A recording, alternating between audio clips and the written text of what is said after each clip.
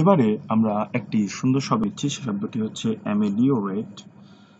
তো দেখুন, এই অ্যামেলিওরেট শব্দটির মূল অর্থ হচ্ছে বা আবিধানিক অর্থ হচ্ছে অবস্থার উন্নতি করা, বা বলতে পারেন হচ্ছে যে আম, খারাপ অবস্থান থেকে একটু ভালো অবস্থানের দিকে যাওয়া।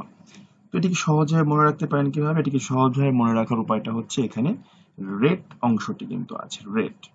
তো আমি যদি বলি যে কোনো একটা জিনিসের দাম বেড়ে গেছে, তার মানে কি জিনিসটি আগে যা ছিল তার চেয়ে আরো বেশি ভালো হয়েছে। ভালো হওয়ার কারণে কিন্তু জিনিসটির দাম বেড়ে যাচ্ছে। যেমন ধরুন, মোবাইল কোম্পানিগুলো কি করে? তারা একটি করে নতুন নতুন ভার্সন আনে এবং জিনিসের দাম বৃদ্ধি করে দেয়। কারণটা কি? কারণটা তার আগের অবস্থানের চাইতে বর্তমান ভার্সনটি আরো ভালো হয়েছে। যেমন মোবাইলের আপনি যদি স্যামসাং বা অ্যাপলের হচ্ছে আইফোনের সিরিজটাকে দেখেন, যে তারা 4 এর পর 5 আনলো, 6 আনলো, 7 আনলো।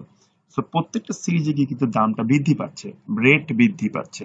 কেন বৃদ্ধি পাচ্ছে? কারণ জিনিসটা আগের চাইতে আরো ভালো হয়েছে বা অবস্থার উন্নতি ঘটেছে।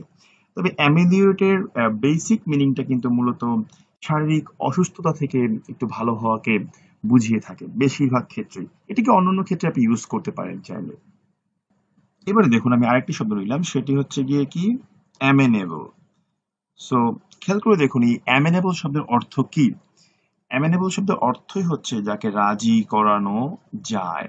রাজি করানো যায়, অর্থাৎ যাকে সহজে আপনি কোনো কিছুতে রাজি করাতে পারবেন। সো এটা মনে রাখতে পারেন কিভাবে? এখানে দেখুন একটা অংশ আছে অ্যামেন। এখান থেকে আপনি বাংলায় মনে রাখতে পারেন কি? আমিন।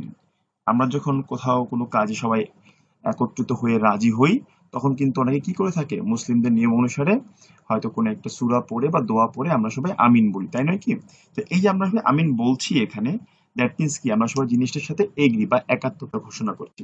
তো এখান থেকে আমরা মনে রাখতে পারি যে অ্যামেনেবল মানে হচ্ছে রাজি হয়েছে বা রাজি করানো যায়, এরকম একটি সেন্স দিয়ে থাকে। এবারে এবারে আমি আরেকটি শব্দ নিচ্ছি, সেটি হচ্ছে অ্যামিয়েবল। দেখুন, এই অ্যামিয়েবল শব্দের সাথে আপনি তাল মিলিয়ে একটি লাইন বড় করে বলতে পারেন যে I am lovable. Okay, amiable, I am lovable. So আমি যদি বলি আমি লাভেবল, অর্থাৎ আই অ্যাম লাভেবল, তাহলে আমি হচ্ছি অ্যামিয়েবল।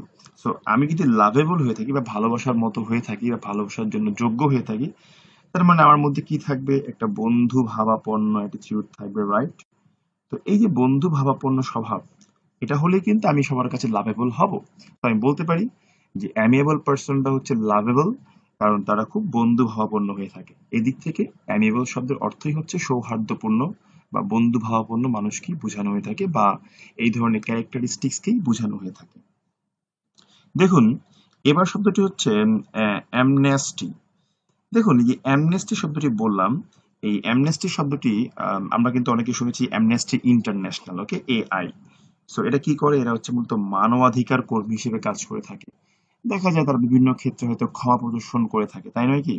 এই অ্যামনেস্টি শব্দের অর্থই হচ্ছে সাধারণভাবে কাউকে কোনো ক্ষমা করে দেওয়া, যে রাষ্ট্র কর্তৃক কোনো ব্যক্তিকে বা কোনো গ্রুপকে করে দেওয়া হয়। আপনি আরেকটি হয় মনে রাখতে পারেন, সেটি হচ্ছে যে আই অ্যাম নেস্টি। সো আমি যদি বলি আই অ্যাম ন্যাস্টি, অর্থাৎ আমি খারাপ, তাহলে কি হবে? তাহলে আমরা যতই খারাপ কাজ করি না কেন, বেশিরভাগ ক্ষেত্রে কিন্তু মা বাবা আমাদেরকে ক্ষমা করে দেন, হয়তো তার ছেলের প্রতি বা মেয়ের প্রতি ভালোবাসার কারণে। সো আমি যতই ন্যাস্টি কাজ করি না কেন বা খারাপ কাজ করি না কেন, বাবা মা কিন্তু অনেক ক্ষেত্রেই ক্ষমা করে দেয়। এখান থেকে মনে রাখতে পারেন যে অ্যামনেস্টি মানে হচ্ছে সাধারণ ক্ষমা। এবার আমি আরেকটি শব্দ নিচ্ছি, সেটি হচ্ছে গিয়ে কি? অ্যামোরাল। খেয়াল করে দেখুন, অ্যামোরাল। সো এই যে আমি শব্দটি বললাম অ্যামোরাল, এর মধ্যে দেখবেন আপনি একটা অংশ পাচ্ছেন কি? কি মরাল, রাইট? এই যে মরাল অংশটি পেলেন। তো মরাল মানে কি? মরাল মানেই হচ্ছে মূলত নৈতিকতা সম্পন্ন কোনো কিছুকে বুঝিয়ে থাকে, তাই নয় কি?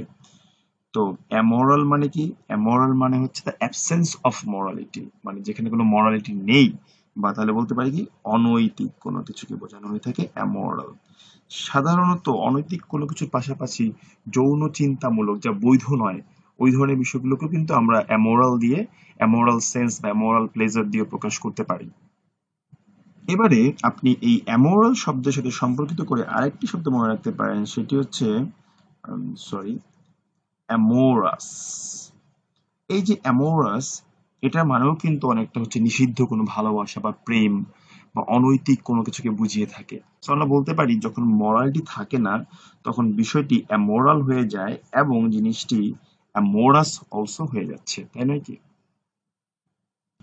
এবারে দেখুন আরেকটি শব্দ নিচ্ছি, সেটি হচ্ছে গিয়ে কি অ্যামোরফোস। ওকে, তো এখানে মূলত এই শব্দটি গ্রিক শব্দ থেকে এসেছে। গ্রিক শব্দটি কি ছিল? গ্রিক শব্দটি ছিল হচ্ছে মরফি। ওকে, এই গ্রিক ভাষায় মরফি মানে হচ্ছে মূলত আম, আমাদের মূলত আকার আকৃতিকে বোঝানো হয়ে থাকে। সো এই মরফি থেকে যখন অ্যামোরফোয়াস আছে এসেছে, তখন এই শব্দটুকুর জন্য মিন করা হচ্ছে যে আকৃতি নেই এরকম। সো অ্যামোরফোয়াস মানে হচ্ছে মূলত আকৃতিবিহীন কোনো কিছুকে বুঝিয়ে থাকে। বা আপনি যে কাজটি করতে পারেন এখানে অন্যভাবে মনে রাখার জন্য, যে অ্যামরফোয়াস শব্দের সাথে আপনি মিল পাবেন হচ্ছে মরফিন শব্দের সাথে।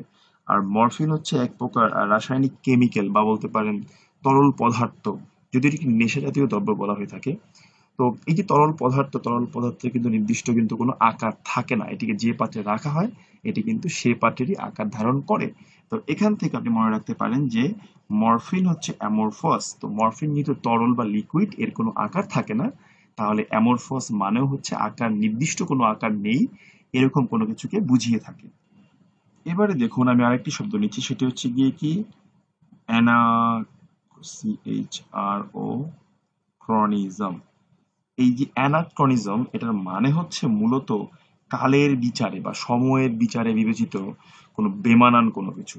যেমন ধরুন আমি যদি বলি যে ফর এক্সাম্পল আমি যদি 1000 সালের একজন কবির সাথে 2000 সালের একজন কবির ভাষাগত ব্যবহারের কথা চিন্তা করি, তাহলে কিন্তু এই তুলনাটা একেবারেই বেমানান মনে হবে। বা তাদের ভাষাগত দক্ষতাকে আমি বিবেচনা করতে চাই, তাহলে কিন্তু এর বেমানান বিষয় মনে হবে। কারণ কি, 1000 সালের ভাষা, একই ভাষা 2000 সালে এসে কিন্তু অনেক বিবর্তিত হয়েছে। সো এভলিউশনের কারণে কিন্তু এখন জিনিসটা একই রকম থাকবে না। সো এই তুলনাটা হচ্ছে একটা অ্যানাক্রনিজম, কালের বিচারে বেমানান বিষয় যেটা এখন মানাচ্ছে না। আর অ্যানাক্রনিজম মনে রাখতে পারেন আপনি কিভাবে? মূলত আপনি হয়তো অনেকেই ক্রোনোমিটারের নাম শুনেছেন, যেটি হচ্ছে আপনার সময়কে মাপার জন্য ব্যবহার করা হয়ে থাকে। তো ক্রোনোমিটার থেকে আপনি মনে রাখতে পারেন ক্রোনোনিজম বা সময়কে বুঝিয়ে থাকে। আর অ্যানাক্রোনিজম মানে হচ্ছে ওই সময়ের সাথে যায় না এরকম কোনো কিছুকে বোঝাতে হবে। সো অ্যানাক্রোনিজম মানে তাহলে কি? অ্যানাক্রোনিজম মানে হচ্ছে কালের বিচারে বেমানান কোনো কিছু। আমরা এবার যে শব্দটি দেখব সেটি হচ্ছে অ্যানালজি। তো অ্যানালজি কিন্তু আমরা অনেকেই দেখেছি, বিভিন্ন পরীক্ষাতে প্রশ্নটি এসে থাকে। একটি উদাহরণের মধ্যে কি করা হয়, দুইটি শব্দ দেওয়া হয়, এই দুটি শব্দের মধ্যে যে সম্পর্ক আছে বা সাদৃশ্যতা আছে বা যে সম্পর্কটা আছে ওই একই রকম সম্পর্ক বের করতে হয় যে অপশনে দেওয়া কোন দুটি শব্দের মধ্যে আছে। তো এই যে সম্পর্কের সাদৃশ্যতা, এই সাদৃশ্যটাকেই মূলত আপনার বোঝানো হয় অ্যানালজি দিয়ে। অর্থাৎ অ্যানালজি মানে তাহলে কি? সাদৃশ্যতা। তাহলে অ্যানালজি মানে যদি সাদৃশ্যতা হয়ে থাকে, অ্যানালোগাস মানে সাদৃশ্য একই রকম। আবার আপনি এটা এইভাবে মনে রাখতে পারেন যে অ্যানা নামে একটি মেয়ে বা মহিলা বিজ্ঞানী, সে হচ্ছে লজিক দিয়ে আপনার মিল খুঁজে বের করে। অ্যানা নামের একটি মেয়ে বিজ্ঞানী লজিক দিয়ে মিল খুঁজে বের করে। তো অ্যানা লজিক দিয়ে কাজ করে, তাহলে এখানে হচ্ছে অ্যানালজি, যে কিনা মিল বা সাদৃশ্য খুঁজে বেড়ায়। তো যেভাবেই হোক না কেন আপনি জাস্ট জিনিসটাকে খুব সহজ করে মনে রাখতে পারাটাই হচ্ছে মূল বিষয়।